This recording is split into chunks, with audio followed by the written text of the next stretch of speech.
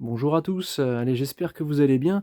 Moi en tout cas je suis content de vous retrouver, pour quelques épisodes là, qu'on va passer ensemble autour de la griffe puisque je vais me remettre, un peu au travail là sur cette voiture pour, installer donc le faisceau, qui sera nécessaire au capteur de pluie et puis également les pièces pour la régulation de vitesse et pour ça je vais avoir besoin d'enlever la planche de bord. Donc bah, je vais me mettre au travail, sans plus tarder et pour ça, il faut que j'enlève les bras d'essuie-glace et la baie de pare-brise. Allez, c'est parti, je vais commencer à travailler.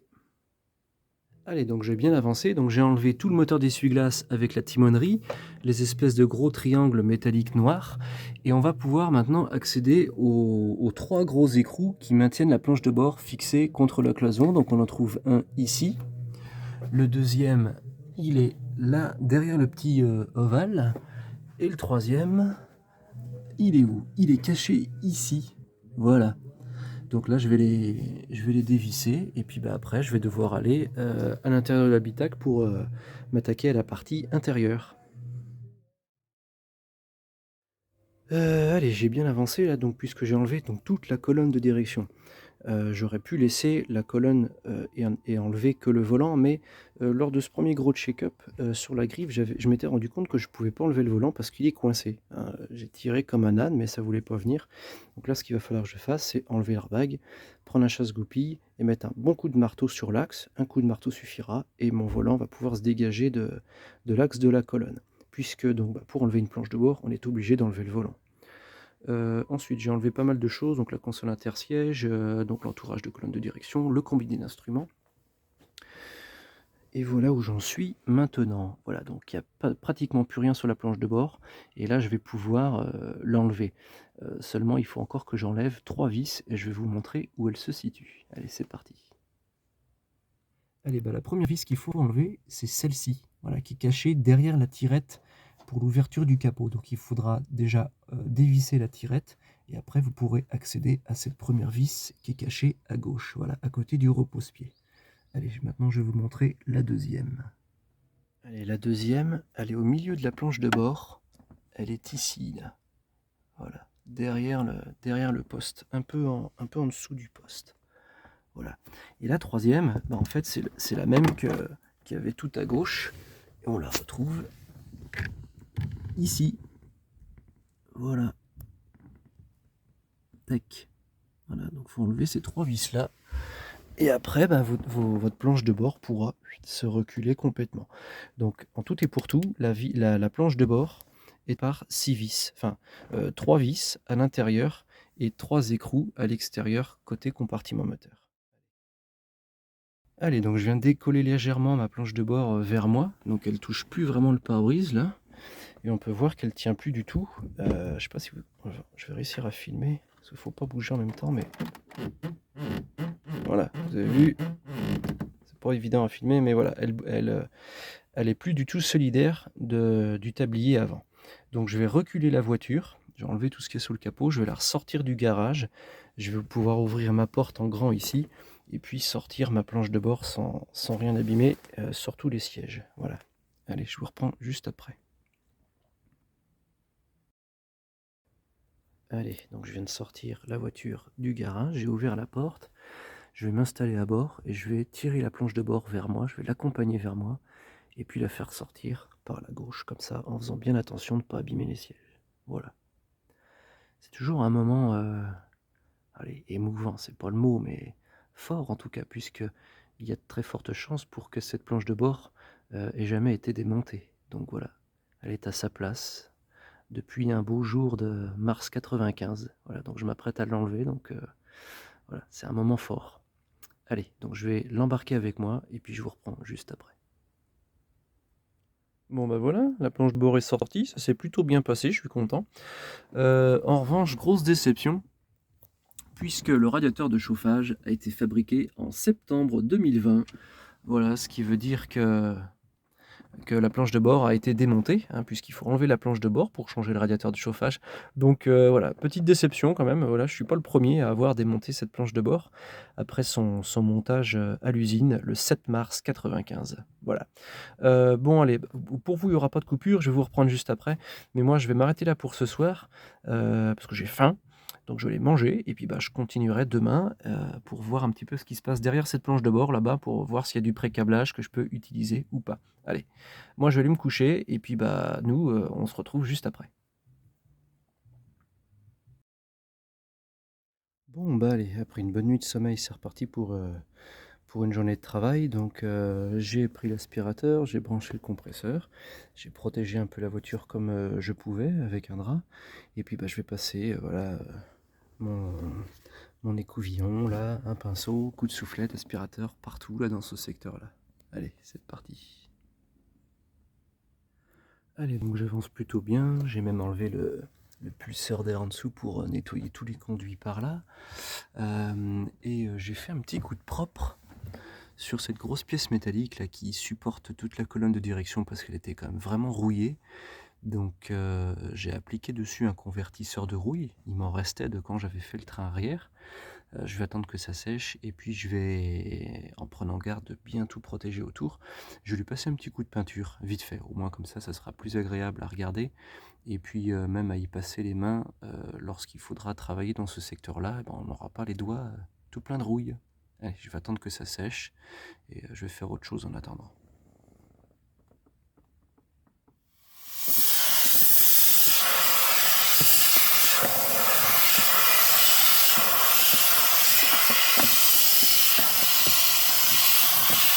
On voit pas bien toute la poussière qui sort, mais c'est impressionnant.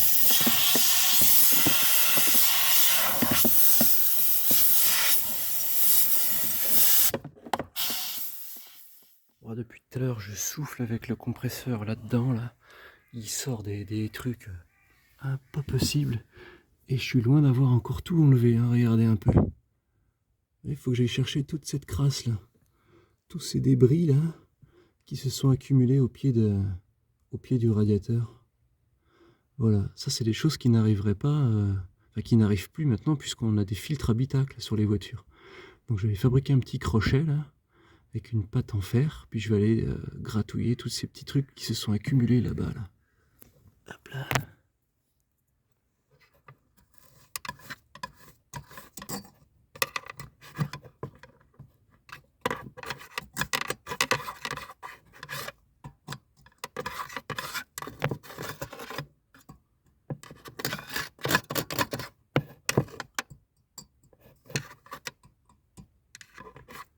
Allez, puis après bah, je vais prendre l'aspirateur pour aller emporter tout ça. Pas con Jean-Pierre, hein. Peut-être pas trop gratter pour rien abîmer. Voilà. J'essaie de décoller aussi ce qu'il y a par là, sans trop abîmer les petites pattes, les petites lamelles. Voilà. Déjà, je vais passer un coup d'aspirateur avec ça.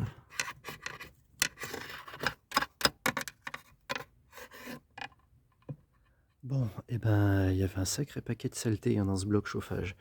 Il y a tout ce qui était là. Il y a tout ce que j'ai aspiré avec l'engin. Il y a tout ce qui s'est, quand j'ai soufflé par en dessous, là, il y a tout ce qui s'est échappé par là. Voilà. Donc, il était vraiment encrassé. Allez, je vais vous emmener à l'intérieur. Vous voyez, en fait, ici, on a un autre radiateur. Alors, il faut que je vous explique. Ici, là, on a le radiateur pour le chauffage. Donc, il y a du liquide de refroidissement chaud qui passe à l'intérieur pour nous chauffer l'hiver. Et ici, on a un autre radiateur, il est pour la climatisation. Vous voyez, il se met en travers, comme ça, là. Hop, voilà. Et ben, lui, il faut le nettoyer aussi, quoi, de temps en temps. Regardez. Hop là, voilà. Donc maintenant, il est bien propre au coin là-bas. Là-haut aussi. Et puis de l'autre côté, ah ben, on est pas mal aussi. Hein. Voilà. Il est tout propre. Voilà. Donc ça lui a fait du bien de prendre un bon coup de soufflette partout là. Ça ne lui a pas fait de mal. Voilà. Donc vous voyez, en concession aujourd'hui, par exemple, quand on veut vous vendre un nettoyage conduit de climatisation, techniquement, on ne peut pas aller partout, quoi. Pour bien faire, il faudrait démonter et puis souffler, aspirer et tout. Alors, c'est un petit peu moins vrai aujourd'hui puisqu'on a des filtres habitacles. Donc le filtre habitacle, il serait techniquement, placé là ou un peu au-dessus et il empêcherait en fait toutes ces saletés, toutes ces aiguilles de sapin là, de s'accumuler au pied du radiateur qui est dédié à la climatisation. Mais, sur des voitures de ces années-là, vous voyez que c'est nécessaire au bout de 25 ans, même un peu plus, toute la saleté qui a pu s'accumuler dans ce radiateur et au pied du radiateur. Voilà. Donc là, c'est absolument propre, je suis bien content. Et puis je vais pouvoir passer à autre chose maintenant. Bon, allez, après avoir bien nettoyé tout ce qui était tombé, machin, tout ça, j'ai attendu que mon convertisseur de rouille sèche. Donc j'ai bien poncé ma pièce avant, passé mon convertisseur, mis de l'après. Donc là, je vais encore bien cacher avec un peu de papier tout ça, pour mettre un petit coup de noir là sur cette pièce qui était toute rouilleuse. Voilà. Allez, je viens de finir d'appliquer ma peinture.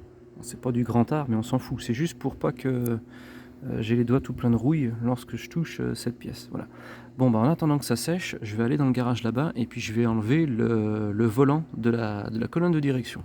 Ça va pas prendre longtemps. Allez, donc je viens de sortir mon airbag, donc il tient par deux vis Torx, c'est des Torx de 30, donc les vis sont derrière le volant.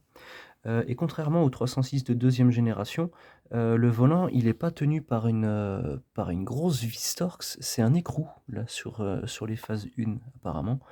Donc il s'enlève avec une douille de 21, voilà. Donc là, j'ai dévissé, mon écrou, je vais le faire arriver, hop, au bord, à peu près comme ça. Je vais remettre ma douille avec ma rallonge, je vais coincer le volant entre mes jambes et je vais mettre un bon coup de marteau sur la rallonge et pac, l'axe va sortir, va se dégripper du volant. Allez, je vous reprends juste après.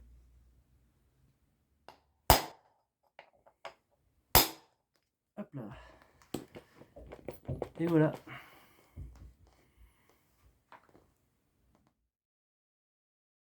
Allez, puisque je suis sur la colonne de direction, eh bien ce que je viens de faire là, alors je ne l'ai pas filmé, j'y ai pas pensé, c'est que j'ai enlevé l'axe, ici, là. Donc il y a un roulement ici et un roulement à peu près là, là. Donc il suffit de mettre un coup de marteau de ce côté-là et pouf, ça sort, hein, tout votre axe sort. Et donc je l'ai bien nettoyé mes deux roulements et j'ai remis de la graisse cuivre dessus de chaque côté. Et maintenant, voilà, ça tourne sans forcer et ça fait même un petit peu moins de bruit, je trouve. Voilà, donc ça c'est nickel. Allez, donc j'en ai fini avec la colonne de direction. Donc j'ai même remis un petit peu de graisse, vous voyez, de chaque côté là, intérieur, extérieur. Comme ça fera plus ce bruit de matelas à ressort là, quand je réglerai la colonne de direction. Voilà. Donc celle-là, je vais la mettre de côté et puis je la remonterai une fois que la planche de bord sera remontée. Voilà. Et puis donc maintenant, je vais m'atteler à installer le faisceau supérieur pour le capteur de pluie, donc le faisceau qui longe le montant de pare-brise et qui vient atterrir à peu près au niveau du rétroviseur intérieur. Allez, c'est parti.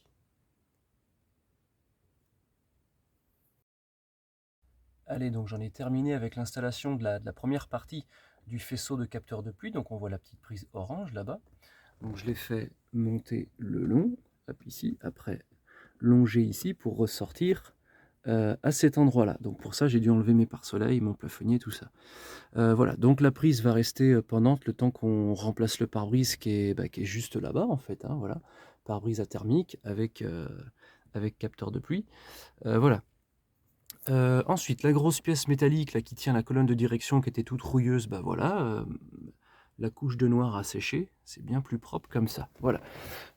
J'ai remonté mon pulseur d'air, donc à ce niveau-là, tout est bien. J'ai pu à y travailler avant un petit moment maintenant. Voilà. Donc maintenant, je vais pouvoir aller voir ce qui se passe un peu derrière la planche de bord pour faire une analyse déjà dans un premier temps, parce que je ne vais pas pouvoir lui refaire un coup de propre, j'attends d'être livré de rouleaux de scotch tissé. Alors, ce faisceau, il est en très bon état, il n'y a pas de souci, mais les années sont passées par là, et comme je le disais l'autre fois dans les vidéos, vous voyez, en fait, le scotch, à force, il finit par se détendre, voilà, et tout poisse, il colle plus. Voilà, donc tout ça, je vais devoir remplacer tout ça. Vous voyez, tous ces morceaux de scotch qui tombent en lambeaux, là, voilà. Donc un grand coup de soufflette aussi là-dedans, partout et tout. Dans l'automobile, vous voyez, j'avais dit que tout était étiqueté.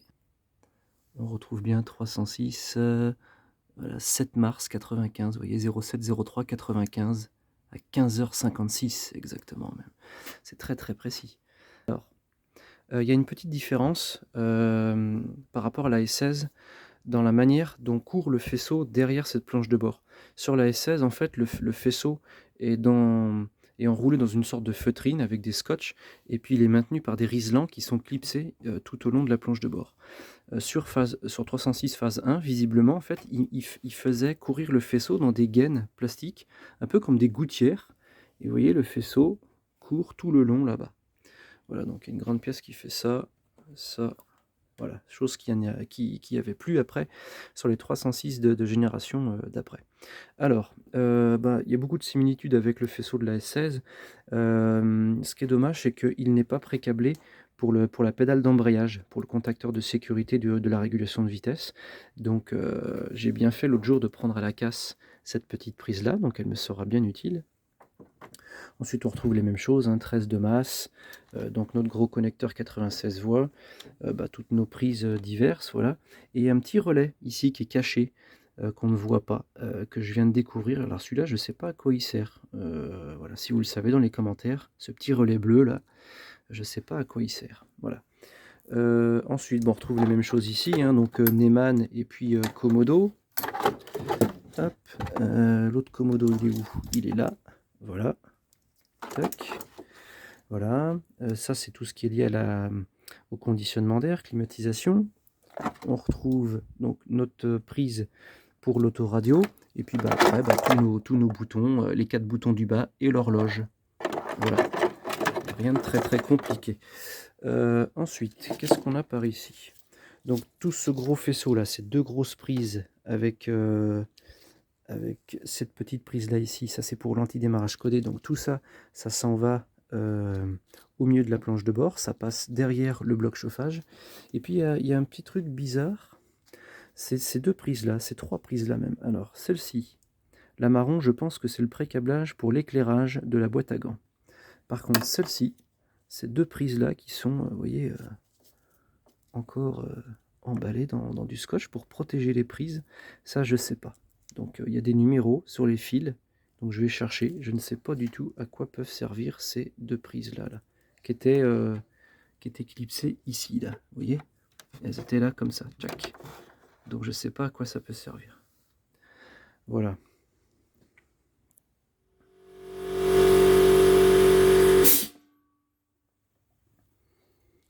Oh j'ai de la chance là.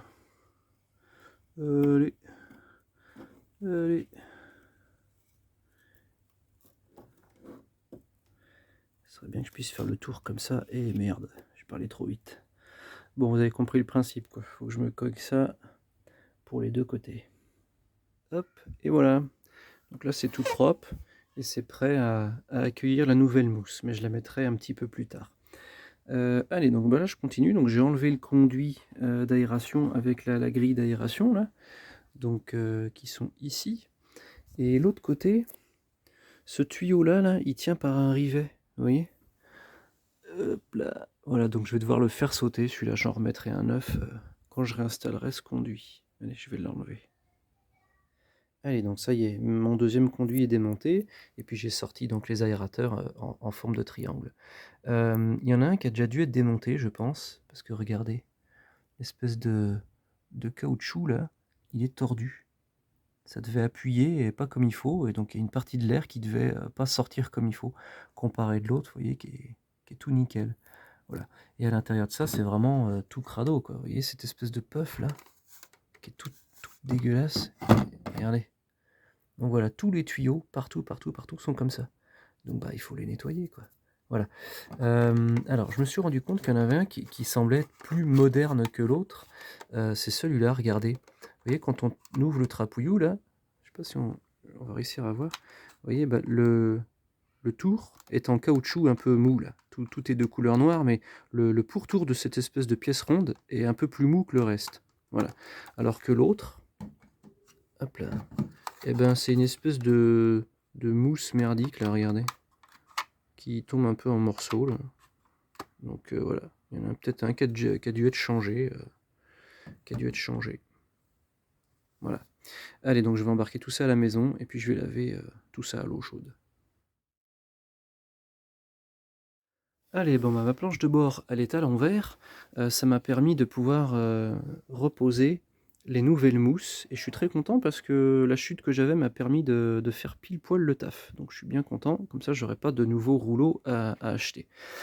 Alors l'intérieur des con de la grande conduite là de dégivrage de pare-brise est absolument propre, hein, donc j'ai toujours, utilisé mon fameux écouvillon là, hop, pour aller complètement dedans, tout, hop, hop, y accéder aussi par l'autre côté et puis, tout souffler donc, à l'intérieur de ça, c'est tout propre. Voilà, donc la planche de bord, elle est vraiment toute propre. J'ai enlevé le faisceau de cette planche de bord, il est par terre, voilà, donc ça a pas été de la tarte de l'enlever. Mais je suis très content parce qu'il est vraiment en très bon état, il y a aucune réparation, les prises du poste sont d'origine, enfin voilà, donc il a écoulé des jours paisibles ce faisceau, ça fait plaisir. Donc bah, maintenant je suis obligé d'attendre la livraison de ce scotch tissé pour pouvoir, lui refaire une beauté.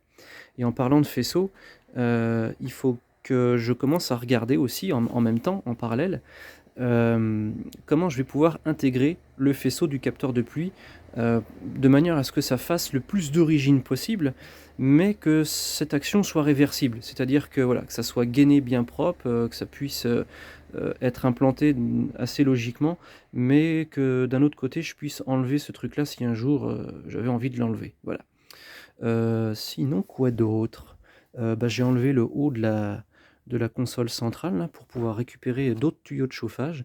Donc tout ça va partir, donc les 3 tuyaux noirs, les 2 grilles en forme de triangle, tout ça, ça va partir, au lavage avec de l'eau bien chaude pour nettoyer bien comme il faut les conduits et comme ça j'aurai vraiment tout un système de voilà, tout l'intérieur du bloc chauffage, tous les conduits d'air de partout seront absolument propres. Voilà. Bon, bah, écoutez, je vous dis merci à tous, je suis content de vous retrouver, j'espère que vous aussi vous l'êtes et puis, bah, je vous dis merci à tous pour vos commentaires, pour vos abonnements et puis je vous dis à bientôt pour le prochain épisode. Allez, merci à tous.